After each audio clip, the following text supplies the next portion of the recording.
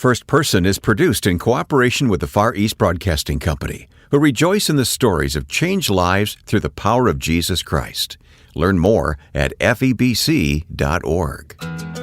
God is interested in every area of our lives. All truth is God's truth. And so we can change people's minds, I think, most efficiently, sometimes by using creative ways.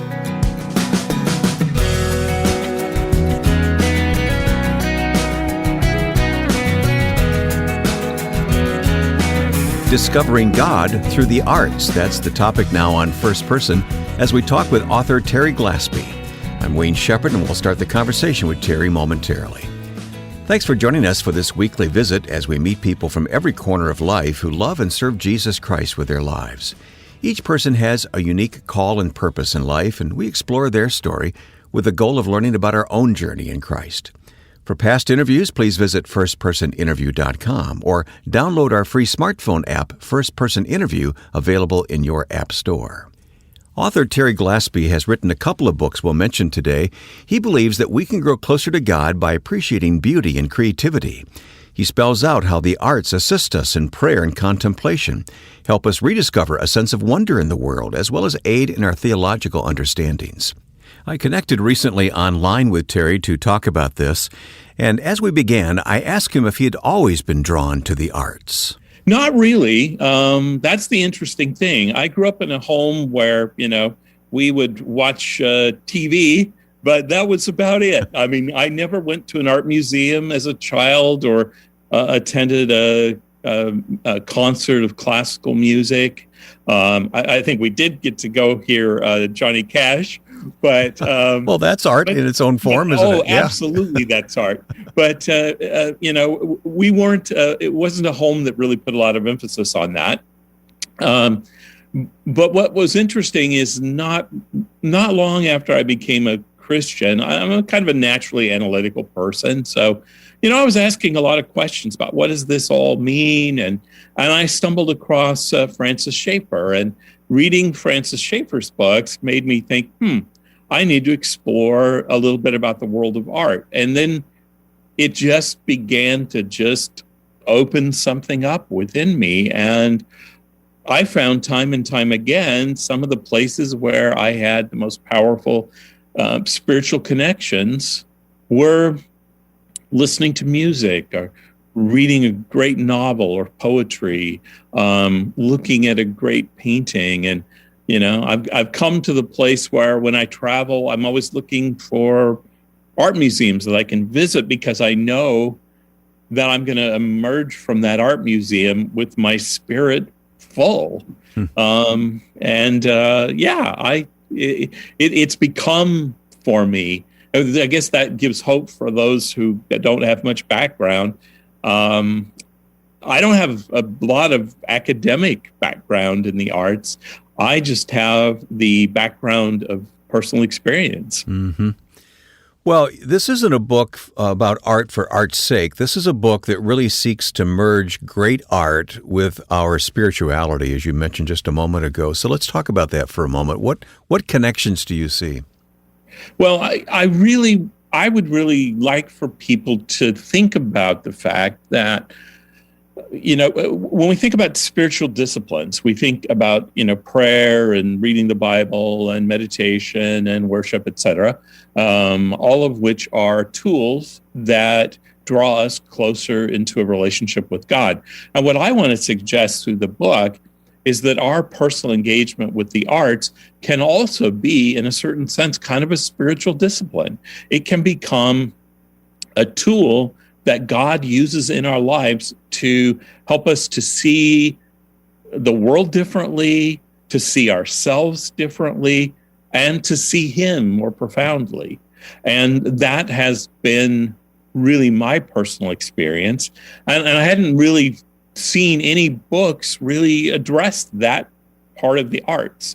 I wanted to write a book that was accessible to everyone, to say that the arts aren't just for some group of people who are kind of the artsy-fartsy elite, but the arts are for all of us. And the arts don't always even have to be the most, the most highbrow stuff. I mean, yes, I've loved and learned from Bach and Mozart and Haydn, but I've also totally loved Johnny Cash and U2, Bob Dylan, and countless other artists who were more popular. I love the films of Frank Capra, like It's a Wonderful Life, as much as I love some of the more arty European films. Indies, yeah. Yeah. They all become, they're all different windows in. Yeah. So it's really a search for beauty and appreciating creativity, isn't it? That's one way of looking at it. Yes, I mean, I think that beauty is definitely a huge part of what I'm trying to talk about. Is that beauty not only feeds our soul and calms our soul and reorients our soul, but beauty actually is a way of leading us into a deeper understanding of who God is. I think of Psalm 19, which tells us, that the heavens declare the glory of God. And it's the beauty of nature that communicates to us, just as the beauty seen in human creativity can reveal something of God's wonder and majesty and power. Right. And just the fact that, I was thinking the other day about the fact that in the world that God created, how many different shades of green are there? I mean, there are thousands of shades of green. Now, if God was just about being functional, he would have just created one color green, right, and that would have been adequate. But no, there's this profusion of green. And you could use that kind of example with so many different things. Yeah. Flowers. Yes. Why so many flowers? It's because I think God himself delights in his creativity and wants us to learn to delight in not only in his creativity, but also in the creative gift that he's placed within inside of us. Yes. Well, you talk about and you write about this appreciating great art as a spiritual tool for us, and you write about the fact that it can develop empathy and compassion, for instance. Let's talk about that for a moment. Yes, I mean, the older I get, the more I come to understand the importance of empathy. Now, empathy is not the same thing as sympathy. Sympathy means I feel sorry for someone. Mm-hmm. It's kind of a looking down, maybe. But empathy is looking and trying to understand what life looks like and feels like from within another person's experience and perspective. It's identifying with, yes. It's identifying with. And, I think about all of the struggles that our own culture is going through right now. And I think that one of the things that could help us is if we could learn a little empathy, learn to be able to put ourselves inside another people's shoes and understand that we all see life a little bit differently. All right, but how does art accomplish that?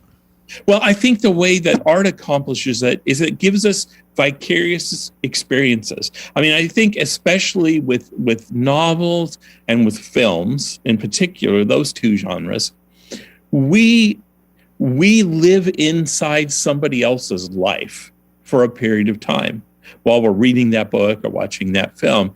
And we're put in places of having experiences we might never have ourselves. And we come away from that, I think, to use a phrase that was used on the Simpsons at one point, embiggened. We're made bigger inside. God expands our heart through the vicarious experiences we have through art. This is something C.S. Lewis talked about in his book, An Experiment in Criticism, that with great books, he was talking about specifically at that point, we see the world not just through our own eyes, but maybe through 1,000 different eyes. And it makes us larger inside. And I think it makes us more compassionate, more forgiving. And I think it makes us more patient with one another. Which is a spiritual development on our part. Absolutely, absolutely. And maybe what it does is it allows us to see other people a little bit more the way that God sees them. I mean, God is the ultimate empath, right? And so we learn, I think, to not only think, but also to feel a little bit like God feels about other people through the arts. There's more conversation to come with the author of Discovering God Through the Arts. More with Terry Glaspey in just a moment. I'm Ed Cannon. The Far East Broadcasting Company partners with First Person because we celebrate the stories of people everywhere who have given their lives to Christ and serve Him. Our broadcasters in 50 countries of the world hear stories every day of people whose lives are transformed by the gospel and who have faithfully been taught God's Word. In addition to First Person, I'm pleased that Wayne and I host a podcast, and we invite you to join us. Listen to Until All Have Heard at FEBC.org. That's FEBC.org. My guest is Terry Glaspey. Terry's latest book is Discovering God Through the Arts, How We Can Grow Closer to God by Appreciating Beauty and Creativity. And by the way, congratulations, Terry. This book is the winner of the 2022 Christianity Today Book Award for Best Book of the Year in its category, along with the Book of the Year in its category by the Gospel Coalition. So thank you for joining us today and talking about this, and congratulations on those awards. Well, they were a surprise, a very, very pleasant surprise, I will say. Yes. I will mention another book written previously, which is just as good, 75 Masterpieces Every Christian Should Know, the fascinating stories behind great works of art, literature, music, and film. Terry also wrote this book. Both of these books are published by Moody, by the way, and we'll have information and links to these books in our program notes at firstpersoninterview.com. You mentioned to me that this is one of the most personal books that you've written. Is that because it's kind of, in a way, a bit of a travel log through some museums? I think that's part of what it is. I mean, I like to think of myself as kind of a curator. You know, a curator is somebody who introduces people to great art, great music, and whatnot. And that's part of what I wanted this book to do. And I share some experiences in the book about profound moments of spiritual insight that I've had while visiting art museums. And I think, in a sense, reading the book, as one person told me, was a little bit like touring an art museum with someone who knew who knew something about the art and also had thought about its impact on the spiritual life. Well, tell me one or two of those instances where God just touched your heart when you walk through a museum and see one of these great masterpieces, for instance, hanging on the wall, or a great sculpture that you've only seen photographs of before. Yes. So I actually, in the book, I talk about my experience of being in Venice, which was wonderful. And it just happened that the rest of the tour had gone on to somewhere else, and I wanted to have an extra day in Venice. And there were some art things I wanted to see, and one of them was a museum that held about 100 paintings by Tintoretto. And Tintoretto had been paid by this very wealthy group of people to paint paintings about most of the experiences of the life of Jesus. And so I walked in, and it's not something that's, as well known. It's not in all the guidebooks necessarily of Venice. So when I got there, I had the place almost to myself. And it's 2 floors. I looked at the first floor, beautiful paintings of the Nativity and some of Jesus performing some of the miracles. And then I went up the staircase and more wonderful, wonderful paintings. And there, tucked into the back of the second floor, was a little room. Well, actually, it was a fairly large room. And as I turned the corner into this room, there it was, this huge painting of the crucifixion of Jesus. And it took up most of the wall of this room. And my mouth dropped open, quite literally dropped open, at the power of this image. And I hadn't expected to do this, but I found myself praying and thanking Christ for what he had done for me. Somehow that painting helped me to realize again, but maybe in a little bit more profound way, the sacrifice Christ had made on the cross. And the rest of the day, I visited that early in the morning, and then I toured around the rest of Venice, thoroughly enjoying myself, but constantly carrying that image in my head. And always bringing me back to a thought of thankfulness and appreciation for God's grace.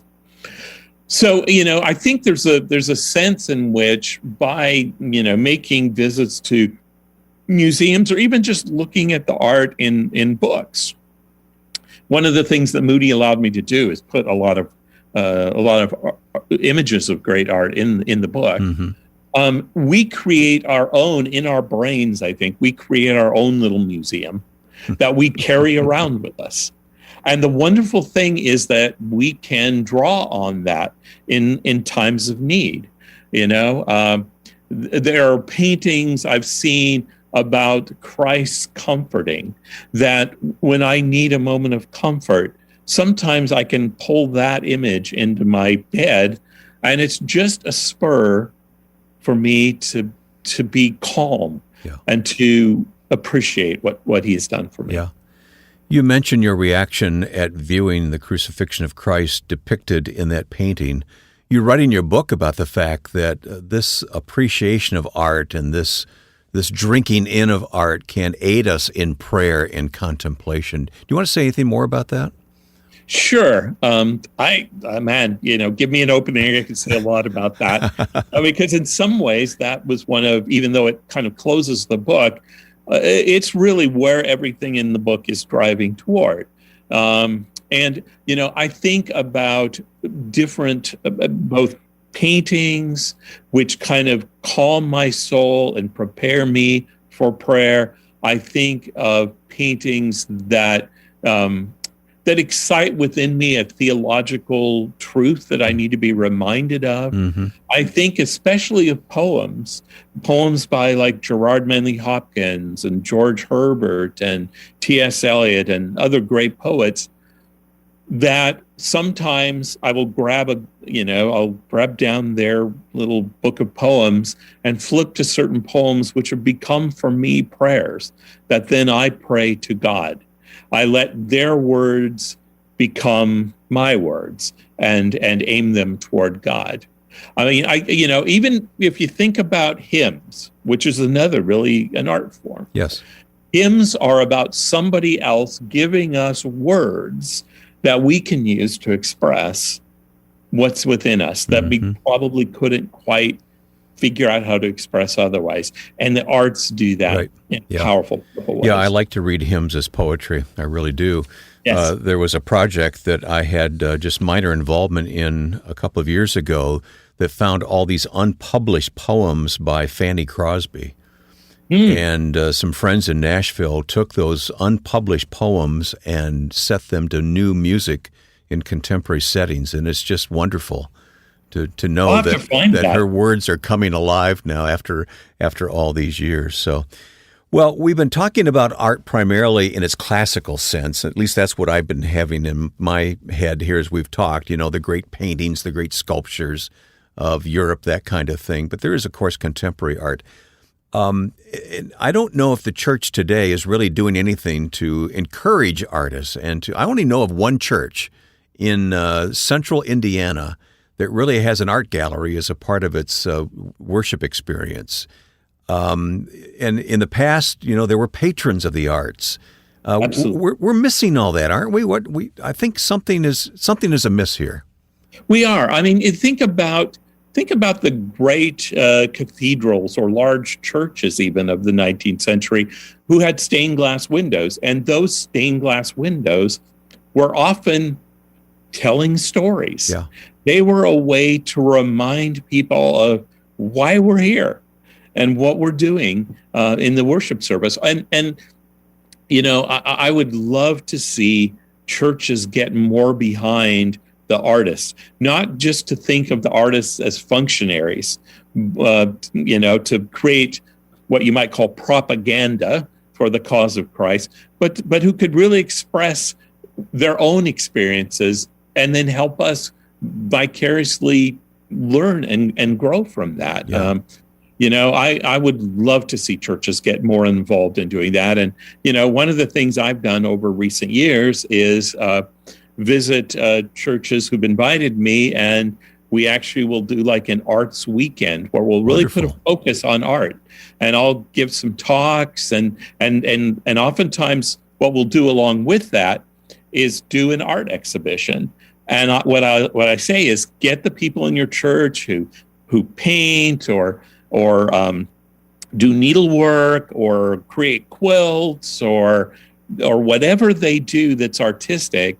Let's put that all out there for the church to see. And what's amazing is people go, oh, I never knew that George could do that, or that that Wilma could take such beautiful photographs. Yeah, it's wonderful to think of those issues of creativity as acts of worship. Yeah, that's what's happening there as well, isn't it? Absolutely. Yeah. And we can share with others in that experience, I think. So anyway, yes, I totally agree. This is an area in which, especially the evangelical church, we've not treated our artists very well. We're a little, I think sometimes we're a little frightened of them because, they see things a little bit differently. Yeah, they do. And sometimes they're a little quirky. But it's out of that sometimes that comes their gift. And so I think we need to support them, support what they do. Yes, financially, but even more so just by encouragement and appreciation. God is interested in every area of our lives. And so he's the God of all truth. All truth is God's truth. And so if what we can do is through the arts address not only the issues of our faith, but issues about love and relationships and personal integrity and justice and injustice and all kinds of issues.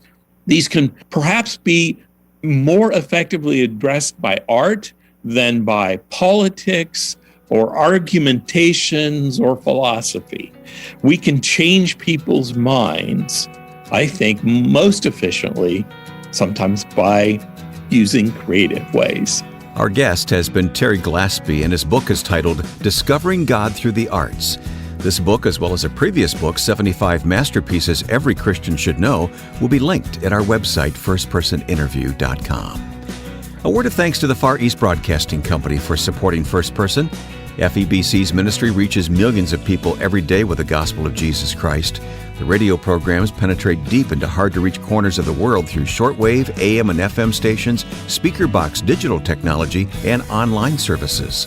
The results are remarkable, and you can read and view the stories online at febc.org, where you can also listen to the podcast Until All Have Heard. febc.org. Now, with thanks to my friend and producer Joe Carlson, I'm Wayne Shepherd. Thanks for listening to First Person.